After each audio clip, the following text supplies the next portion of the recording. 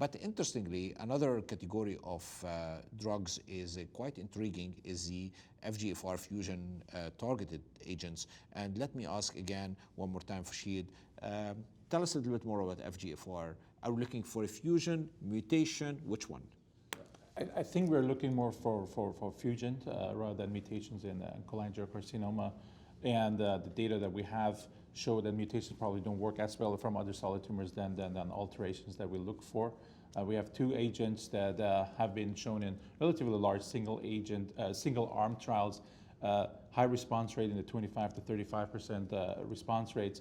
Importantly, high disease control rates in the high 80s, 75 to 85% range with infigratinib and pemigatinib recently, and those will be validated, I think, in larger phase 3 trials. FGFR2 historically seemed to be maybe a favorable prognostic factor in intrahepatic, but I think now it becomes more of a predictive factor, especially as fusions are detected by NGS. No, I totally agree. If anything, there are quite a bit of quite intriguing trials, and as you mentioned, the infigratinib and pemigatinib actually being looked into first line versus gemcitabine cisplatin as a standard of care, exactly as Farshid already mentioned to us, and with, again, interestingly, again, a crossover perspective, and we'll see where these might define or decide where the anti-FGFR2 fusions will come into play. Nonetheless, there are other agents that really are being looked at, among which DB1347, TAS120, etc., that we are trying to kind of understand better where they will take us. And interestingly, if anything, the message over here, despite that nothing is yet approved by the FDA, but at least we have the MSI high, enough suggestion for our patients is to make sure that we do the next generation sequencing for all those patients. Now, that brings a very important point, and I'll go back to Riyadh over here. When do we get the next generation sequencing? Do we wait until the patient needs a systemic therapy, or shall we do it from the start?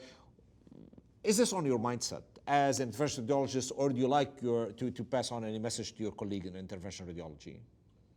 Well, I mean, I can address sort of the technical issues that exist with that, and certainly, based on where the location of the lesions are, these are things that we can get up front. There's no doubt that we are in a world now where biopsying up front and actually after treatment looking for mutations is something that we're seeing. And so now sort of the oncology practice in interventional radiology has become very biopsy heavy because of all the advent of all of these agents. And so for me, it seems like it starts certainly up front as a baseline biopsy, but certainly there's no doubt that that continues to increase.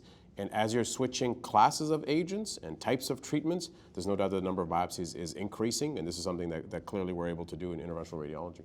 Fair enough. And if anything, I totally agree with Riyadh.